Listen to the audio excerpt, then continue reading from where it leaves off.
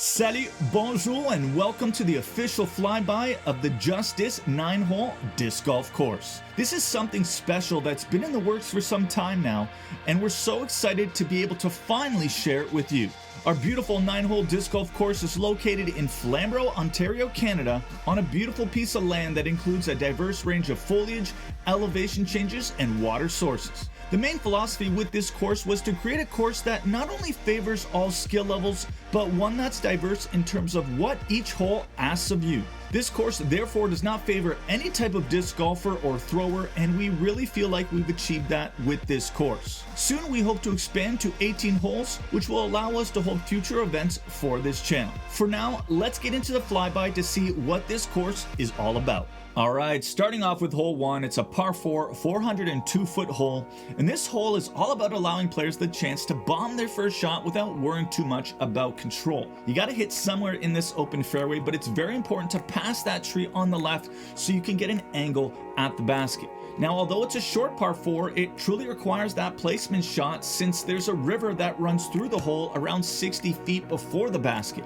There's also a lot of deep rough along the left side that is not OB, but you want to avoid it or you won't be able to attack. In terms of shot types, a backhand hyzer flip or straight hyzer is all you really want to set yourself up. Now, if you don't get enough distance or you can't get around that corner, a big hyzer or layup is going to have to take place to save your par. The backhand roller is also an excellent shot since there's a lot of room to work with. Now, any player with a lot of power could get aggressive and get there in one, but often they suffer the consequences. But all in all, this is one of the most iconic holes on the course, if not the most iconic. Moving on to hole 2, it's a par 3, 263-foot hole. Once again, we're going over the water, but it's less of an obstacle this time around. The basket sits on top of a slight incline and has several trees that can stop your disc from getting to the basket. In particular, it's the right side trees and bushes protecting the basket that can really cost you if you miss your line. Although there is a small gap that can be found on this side, missing right almost always results in a par at best. In terms of shot types, ideally the forehand hyzer flip, forehand hyzer, or backhand turnover are the shot types that best suit this hole. It's a really fun hole to play, especially if you have the forehand. Looking at hole 3, it's a par 3, 285-foot hole, and although this hole is relatively simple, it is often the favorite of many due to the change in elevation and the beautiful view of trees in the background.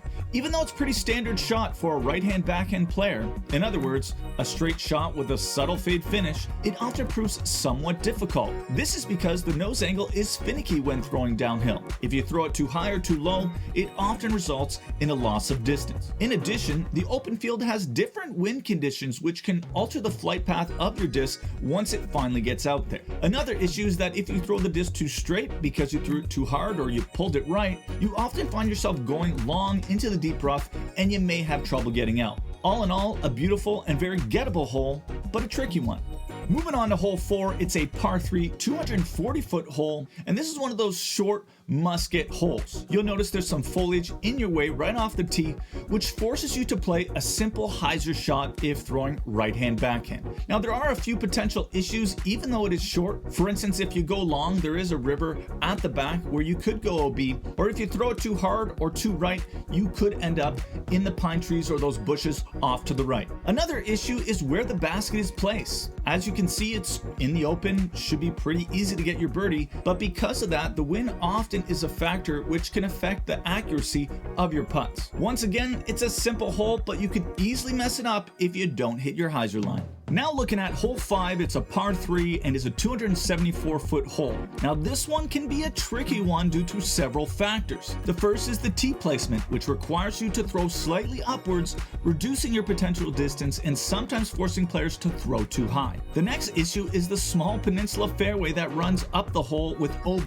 being the cornfield. The forehand play is the ideal play here, with a disc that wants to fight back to the target since there's not much in your way. The backhand, on the other hand, is possible, but it requires you to miss the massive pine tree in the middle of the fairway. Now, if you decide to go for it, it's possible, but it's going to require a lot more power to get around that tree to get to the basket. All in all, a very rewarding hole to birdie. Moving on to hole 6, it's a par 3 284-foot hole, and one that's very interesting but can be hard to birdie. Once again, the cornfield is OB and the basket is located at the end of this massive row of trees. There are several parts that your disc can get through, but it often requires some luck. Ideally, you want to throw either a backhand turnover shot or a forehand hyzer shot all the way to the end around the row of trees so that you can set yourself up behind the basket with no obstructions in your way.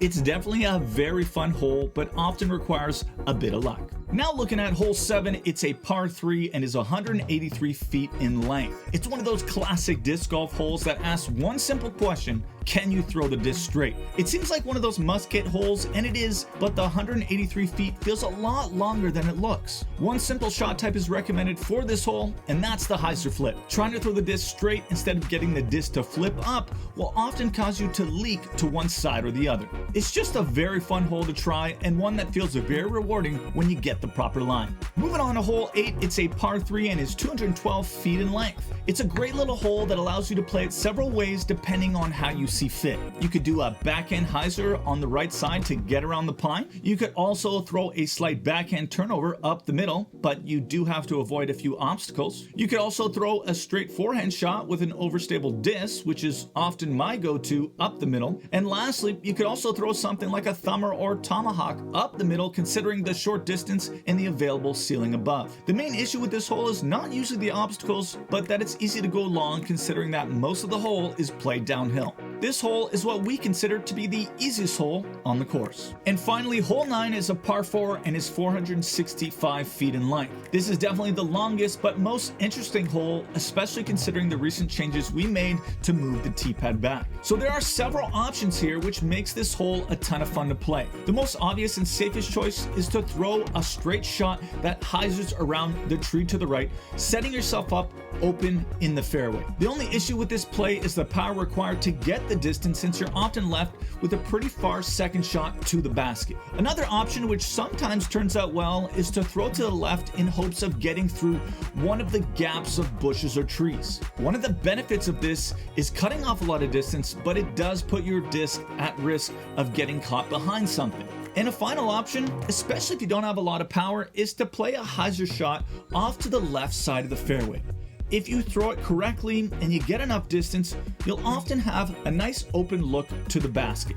Now, whatever shot you choose, once you're in the open, it's pretty much a direct route to the basket, but you do have to avoid the long driveway because it is considered OB. All in all, it's a very fun and rewarding hole that keeps the course balanced, but also keeps things interesting up until the end.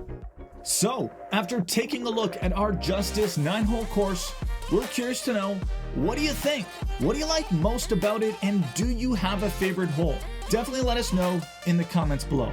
We truly hope you enjoyed checking it out as much as we did designing it. Now, before you go, we do need to mention that we do have plans to expand this course to 18 holes for future potential JustDisc tournaments. So it's always a good idea to stay locked to this channel. In addition, although you didn't get to see any of these holes played out, we wanted to let you know that our next video will be releasing our dad versus son match play. So be sure to stay tuned to JustDisc by subscribing and hitting that bell notification.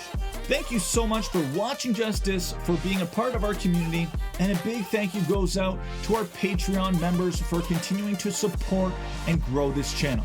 We wouldn't be able to do it without you. Thanks for watching, and we'll see you in the next one. Merci beaucoup et à bientôt.